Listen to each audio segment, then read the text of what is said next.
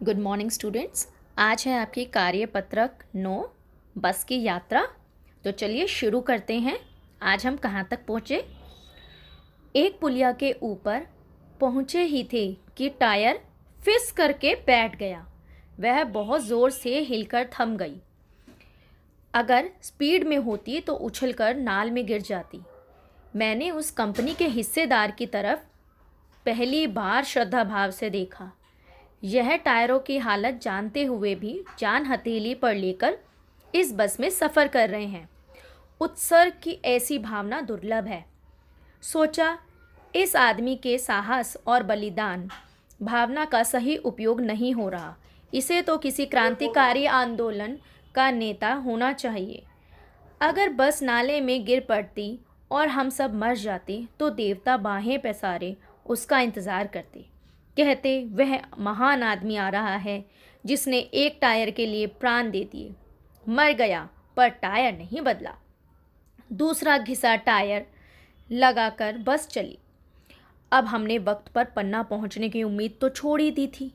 पन्ना कभी भी पहुंचने की उम्मीद छोड़ दी थी। पन्ना क्या, हम तो कभी भी कहीं भी पहुंचने की उम्मीद छोड़ दी थी।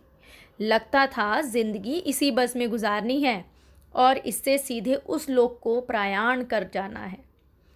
इस पृथ्वी पर उसकी कोई मंजिल नहीं है। हमारी बेताबी तनाव खत्म हो गए। हम बड़े इत्मीनान से घर की तरफ बैठ गए। चिंता जाती रही, हंसी मजाक चालू हो गया। चलिए बच्चों, शब्दार्थ देखते हैं। उत्सर्ग मतलब होता है त्याग। प्रयाण मतलब होता है प्रस्थान या मरना। बेताबी मतलब बेचैनी। इत्मीनान मतलब तसल्ली। तो आपने इस गद्यांश में देखा कि वह अपने घर की ओर चल पड़े। तो चलिए अब इसके संबंधित हम कुछ प्रश्न देखते हैं। लेखक कंपनी के हिस्सेदार की किस उत्सर्ग भावना को दुर्लभ कह रहे थे? कौन सी भावना थी हिस्सेदार साहब की? भाई ऊपर दिया है ना, हिस्सेदार साहब की वह भावना जिसमें वह टायरों की हालत जानते हुए भी जान को हथेली पर लेकर बस में सफ़र कर रहे थे। तो उनकी यह भावना बहुत ही दुर्लभ थी। लेखक ने कभी भी कहीं भी पहुंचने की उम्मीद क्यों छोड़ दी थी, बताइए। तो भाई क्या हुआ था, देखिए, एक टायर खराब हुआ, दूसरा टायर घिसा घिसा कर बस को चलाने लगा।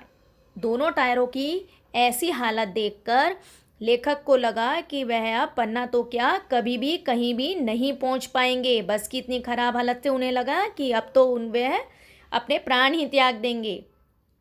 प्रश्न नंबर 3, पूरे पाठ में आपको सबसे अच्छा अंश कौन सा लगा और वह क्यों? तो बेटा, हमने इतने सारे गद्यांश पढ़े तो आपने बताना है कि आपको सबसे अच्छा अंश कौन सा लगा पाठ का, और उसका कारण भी देना है कि आपको वह सबसे अच्छा क्यों लगा। प्रश्न नंबर 4, यदि आप लेखक के साथ उस बस में यात्रा कर रहे होते तो आपका अनुभव क्या होता? कल्पना कर अपने अनुभव को लिखिए। तो ये आपकी राइटिंग स्किल है। आपने अपने अनुभव को लिखना है। यह कल्पना करनी है, अगर आप भी उस बस में होते, उस खटारा बस में जिसके शीशे भी टूटे हुए थे, वह बूढ़ी थी, घिसट घिसट कर चल रही थी और अंत में टायर ही फट गए थे, घिस गए थे, तो कैसा लगता? बीच में बस खराब भी होती है, अंधेरी जगह। तो कल्पना करिए अच्छे से और लिखिए। प्रश्न नंबर 5, गतिविधि देखें। क्या आपके साथ कभी ऐसा हुआ है जब आपने किसी डर की चिंता छोड़ दी हो और आप निश्चिंत हो गए हों? उस अनुभव को लिखिए। आप उस घटना को याद करने में अपने घर के बड़ों की सहायता भी ले सकते हैं। ठीक है बेटा, तो ये आपकी गतिविधि है, इसे आप अपने आप से करेंगे।